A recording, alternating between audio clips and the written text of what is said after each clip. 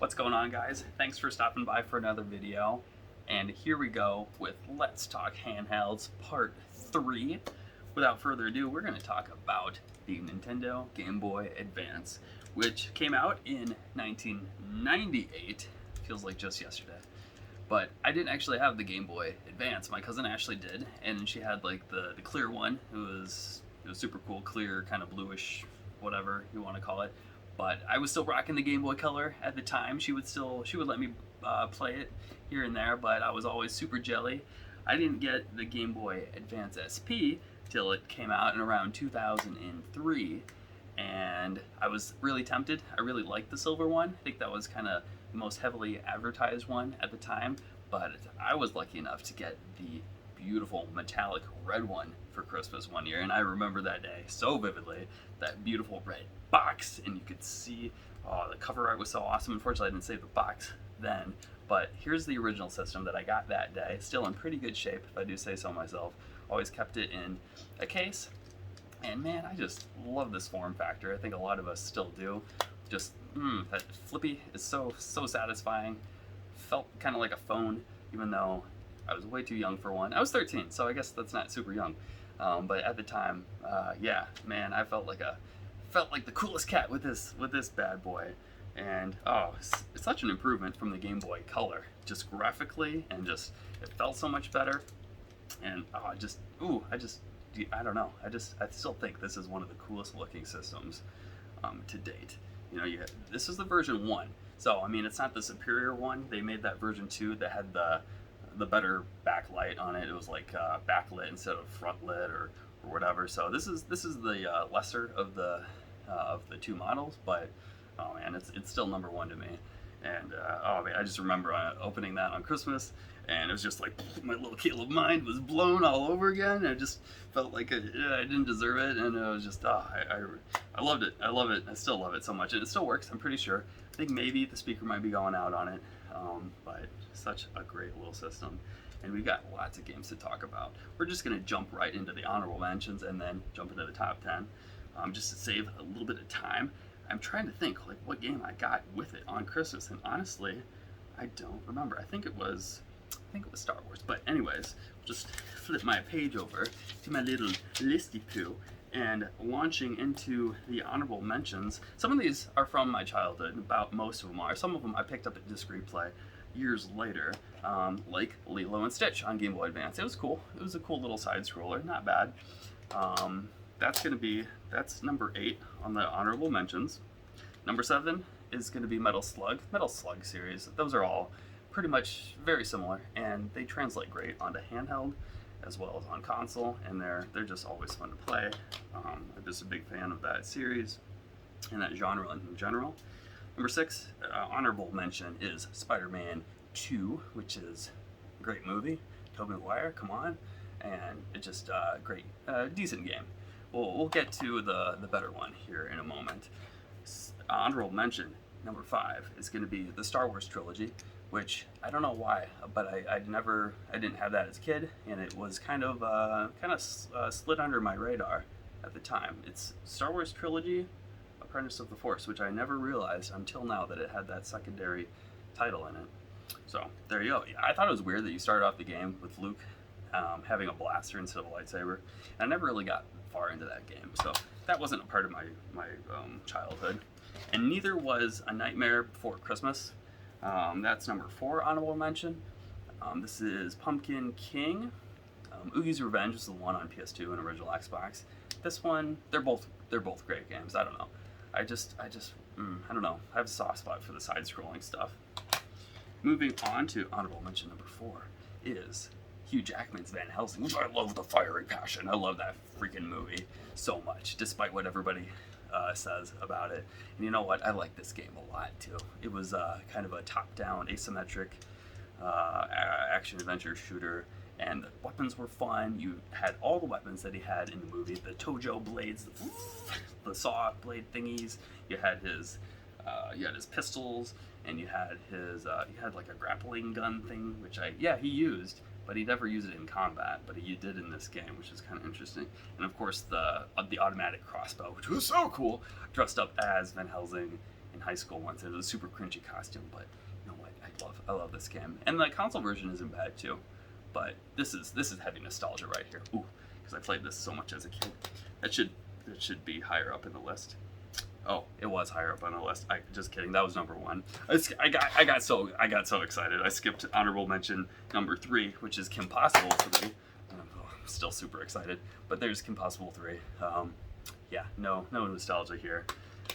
Because honorable mention number 2 was OG Kim Possible, which I did play a lot of. My cousin Ashley, there again, had this. She let me borrow it sometimes, and we played that quite a bit. And then my little sister Hannah, she had Kim Possible 2, which I probably played even more, but I don't have that, and it's not on any of these lists, but I'd peg that probably the highest out of those 3. But yeah, honorable mention number 1, once again, was Van Helsing. So sorry I got so excited, and I just had to skip ahead there a little bit. But ooh, I mean, it's just look at that thing. It just gets you all flustered a little bit. So here we are. We're gonna jump right over here to the top 10 now list. Starting out, let's see if I can actually read these in order, maybe. Just gotta breathe. If you guys aren't, crack yourself open a cool drink because it's probably pretty hot right now. Gotta stay hydrated. All right, so number 10, here we go. I'm not gonna mess this up.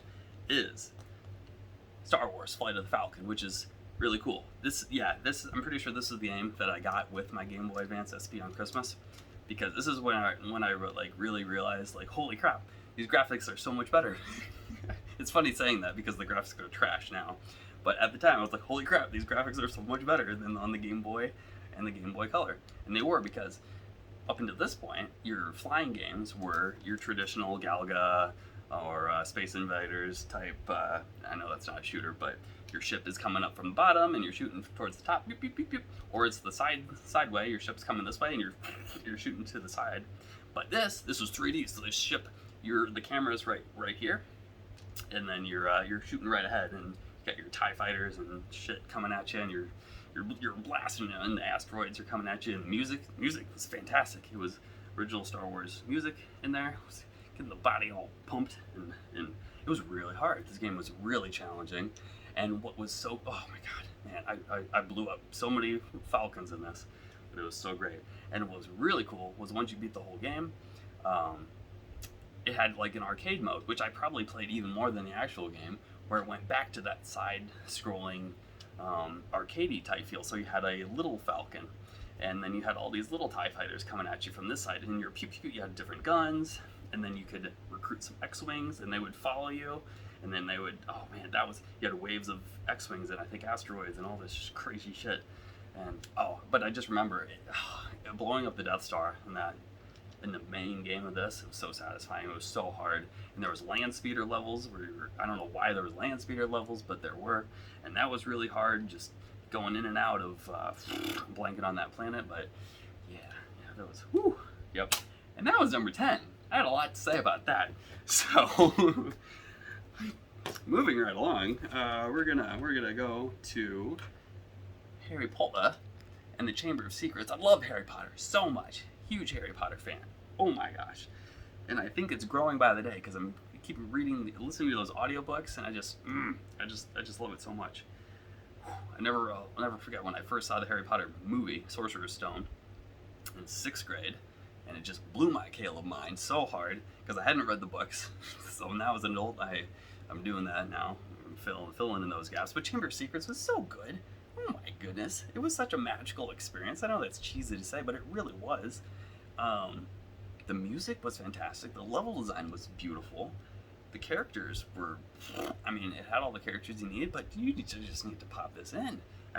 There's a lot of crappy movie-based games out there, but there are some gems out there, and we're gonna dig up all those gems right now.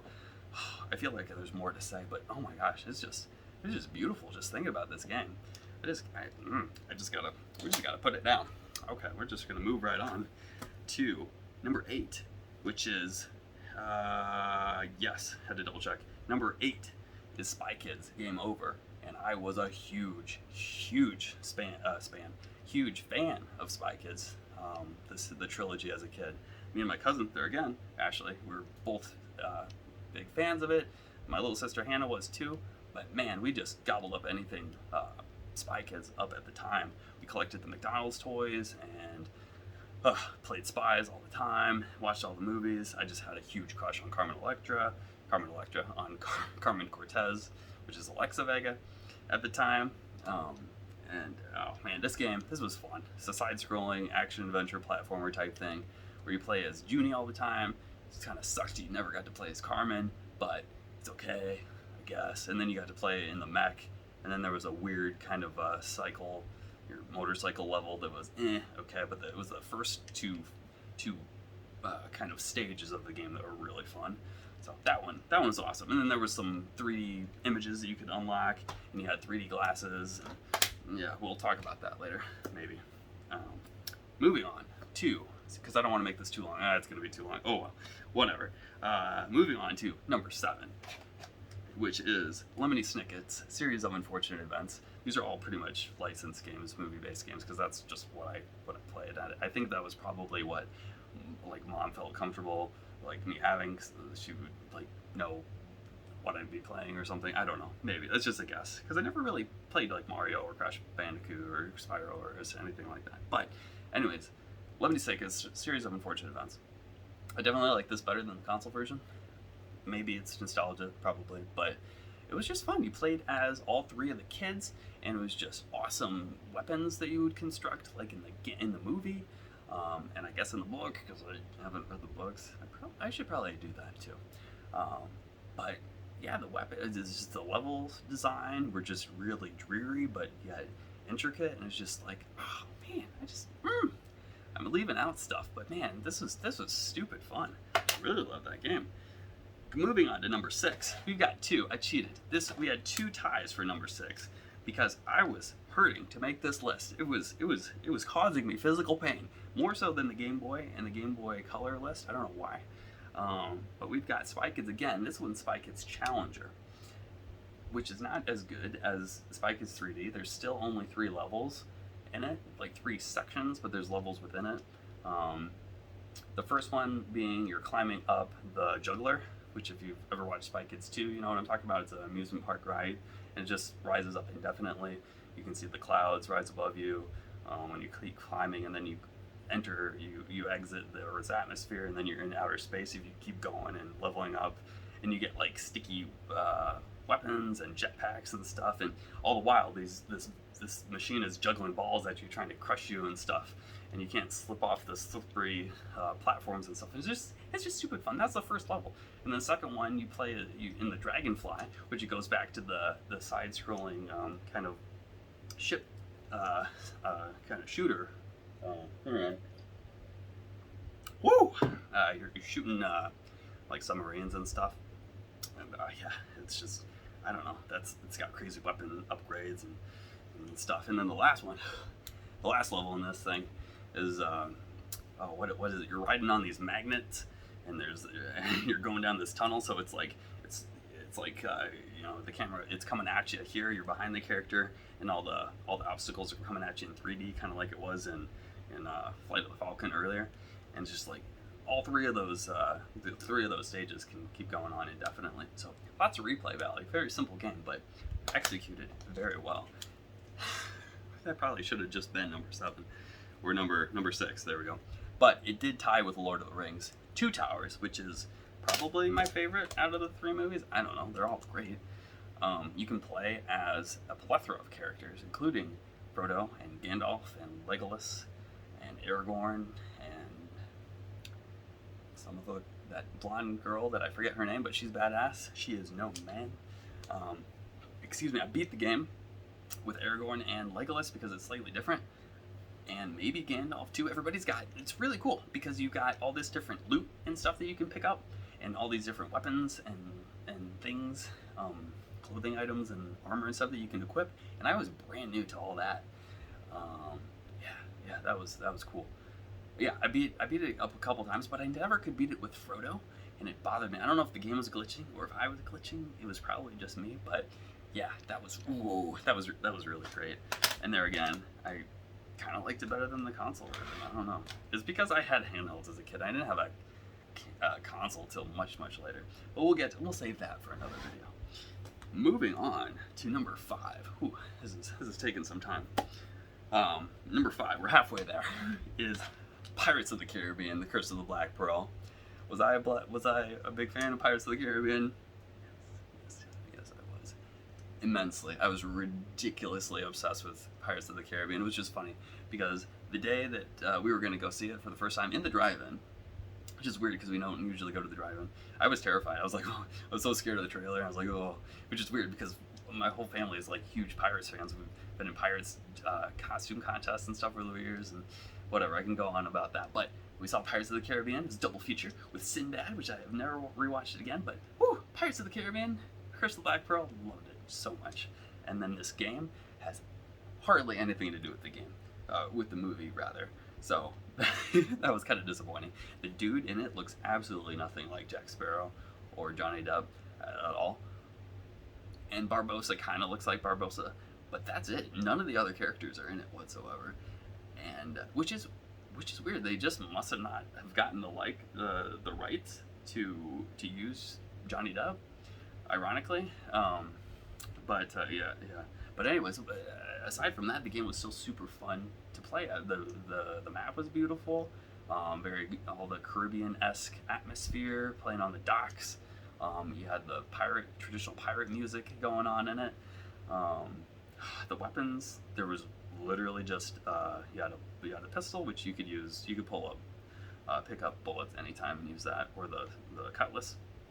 So yeah, that was really cool. And Ashley may have owned this before me. I don't remember. Yeah, I think she did. And I just was obsessed with this game. Oh, there was boat levels where you could fly your ship. You could sail your ship and shoot the cannons, blow up the other ships. I forgot all about that till now. But I think it was just those 2 stages. But oh man, that was a great game. Love that one. Moving on to number 4, and sticking with the aquatic theme, we've got Finding Nemo, which was beautiful game. There again, more beautiful than it really deserved. I mean, the movie is gorgeous, but the game for Game Boy Advance, they really brought their A game with this. You play as Nemo. You start off as Marlin for like the first intro, but then you're Nemo all the way through. And the music, holy crap! I wish I could play some for you. Watch a video, somebody else's, but dang, this is stellar stuff. Which is weird because I don't know. It just nothing much else to say about that, but it was just super duper fun. There was some levels where you were running away from running away from Bruce the shark. It was super intense, but it was more beautiful than anything. Like, oh my goodness gracious, that's why it's so high up there. Even though some of these other games I definitely played more of, that one just really stood out. We're getting to the nitty gritty though. Thanks for sticking with it almost 20 minutes in. Number 3 is Shrek 2, Beg for Mercy, where you don't really play as Shrek much. It's Puss in Boots, which is even better because I love the Shrek movies, but Puss in Boots, I mean, come on, it's Antonio Banderas, he's badass, and he's so great as Puss in Boots, and that's what you do. And there again, beautiful level designs, but more importantly, better game mechanics. You play as Puss in Boots, and it's just the fight, just the way he fights with his sword is just so satisfying. You can jump on enemies, but then you're stabbing them too. These flying pumpkin things. Trying to remember. In some points you're playing as Shrek, and then others you're playing as Donkey, and that's great too. It doesn't hurt the game at all. In fact, there's a whole bunch of these weird Shrek games where you play as all 3 of them. And I think Puss in Boots might have another one, but this is the main one. It's on the cover, and I lost my train of thought. Oh. After you beat the game, you unlock bonus stages, and they are stupid fun. And they're, again, huge replay value. Probably these 2, no, I'd say these 3 probably have the highest replay value, where you just unlock all these unlimited stages. And, well, it's not really unlimited with this, but you're just fighting all these flying pumpkin jack-o'-lantern things, and it's just hard to describe, but it's so satisfying. It's so fun to do all these different challenges. I'm not normally into that kind of stuff, but oh my god. Such a great game. Fantastic. 10 out of 10 IGN. Moving on, number 2 is going to be Batman Begins. Part of the first part of the Dark Knight trilogy with Christian Bale. And This game, oh man, I can keep going back to this one all the time too. I can't say it's beautiful level designs. I mean, it's as realistic as you can make it on the Game Boy Advance. But I mean, it is beautiful. You start off and it's all rainy. You're outside. It's still dark night, and it's awesome. Just the fighting mechanics are awesome. You can do so many different moves, and they're so easy to pull off. Too, you can. My favorite one is either the headbutt, or you can just, if somebody's behind you, you can just backhand them, and it's like 2 buttons. And normally in fighters you got to do all this crazy stuff, but I mean, this is a platformer, so it's simpler. But it's so simple and so satisfying. You can do all these crazy flips, and it's just to take out baddies. Yeah, it's just great. It follows the movie to a T, which is pretty cool. You can see Liam Neeson in there. You're fighting him. Got Alfred, of course, and it's just so. It's really the game mechanics that sell this game for me, which segues into number 1, being Spider-Man 1, Tobey Maguire, which was a huge one. Love, huge fan of the movies. Despite, there again, some people's criticism. I love all the Spider-Man movies, the new ones and the old ones. But Tobey, come on, he's my boy forever, and I hope he comes back in the MCU. Anyways, this game I kept coming back to. There again, my cousin Ashley had this before me, and I just fell in love with it. The levels are fun, but more or less just the web slinging. This is the most satisfying web slinging. I don't need fancy PS4, PS5 web slinging. This is the cat's pajamas, baby. That 2D experience, and it's just, I don't know. It's just fun. You had some minor power-ups and stuff for your webs. That was cool bosses and stuff. But yeah, I don't know. That's my baby right there. That is el numero uno. So yeah, if you guys made it 20 minutes in to this video, thank you so much. Going on 22. I really appreciate it. If you want to drop a thumbs up, sub to the channel would be fantastic. That's about all I gotta say in this one. So thank you so much, and I'll catch you in the next one.